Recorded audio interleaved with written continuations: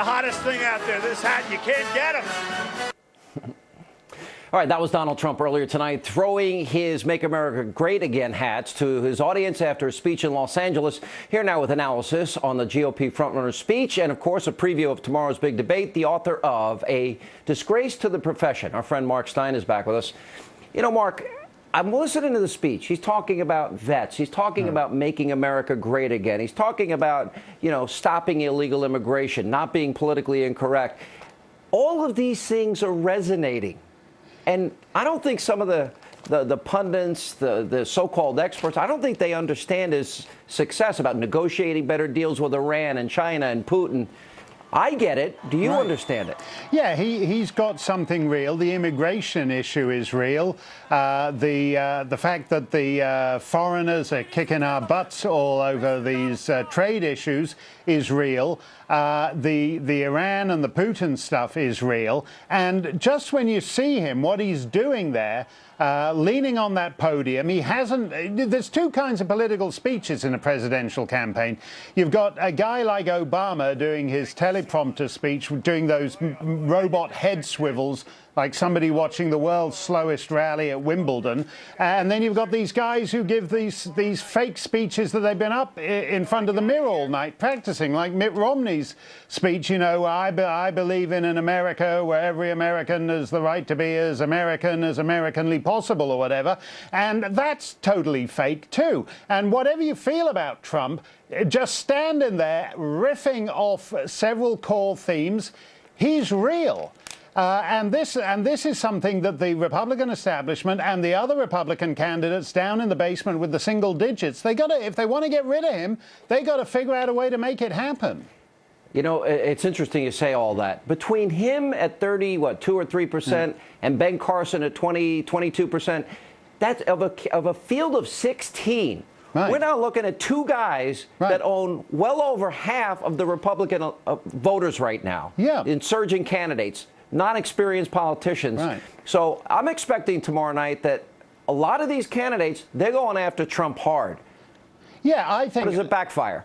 Yeah, I think they have to. I mean, in a sense, when you explain it like that, Sean, I feel a bit sorry for the guys at the so-called kiddies table, the Bobby Jindals and Lindsey Grahams, because in the scheme of things, there isn't really a lot of difference between, George Pataki's 0.8% and Lindsey Graham's 1.2%, and then Chris Christie's 2% and Marco Rubio's 3%. I mean, the real difference is between all those 1 and 2 and 3% guys and Trump and Carson. And all those people who said back in June that Trump was going to implode, instead we've seen the implosion of Jeb Bush. We've seen the implosion of Scott Walker. We've seen the implosion of Marco Rubio.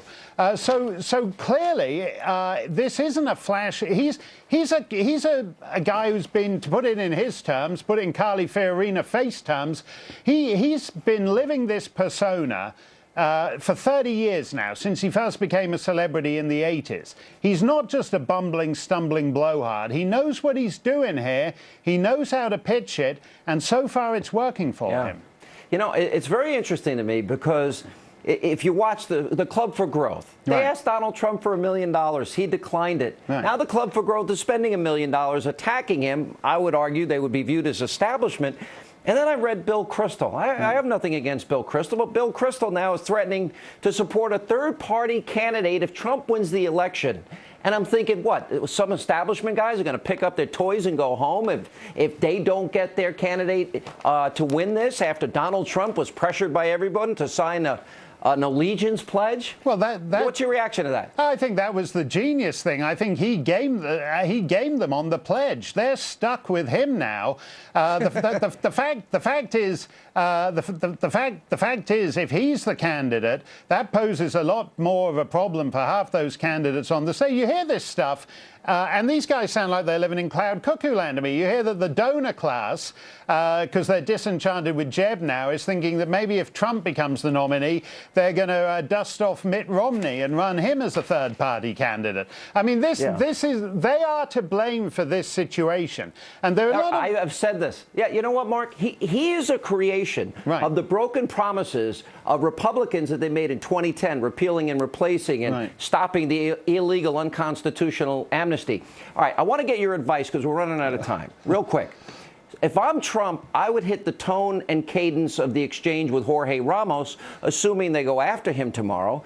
And if I'm one of the other candidates, I think I would want to stand out by articulating my vision to solve America's problems, not to be attacking someone else. What's your thoughts? Yeah, you can't be Trump and you can't attack Trump, but you've got to match him in size. So you've got to say, I know I'm a senator and I know I'm a governor, but I can match this guy in size and nimbleness and flexibility. I'm not just the creature of consultants and minders. I'm not a performing SEAL who's been trained by my minders to give poll-tested responses, because people loathe all that.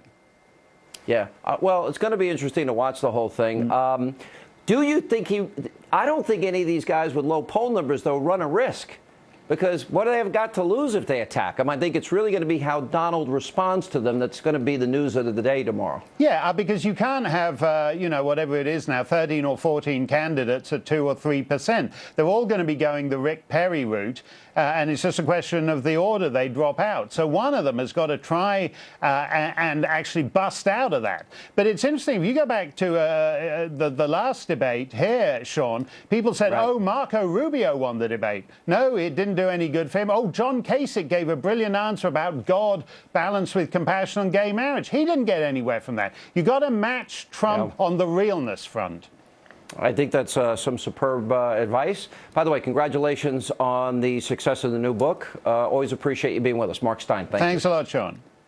All right, when we come back, Governor Scott Walker, he fought the unions. He won in Wisconsin. He's now promising to do the same thing at the federal level if he wins the White House. The 2016 presidential candidate is here to explain. Then later tonight, you won't believe what group Bill Clinton wanted to give a paid speech to while his wife was actually serving as Secretary of State. We'll check in with Ed Henry. He has the shocking details as we continue. Stay with us.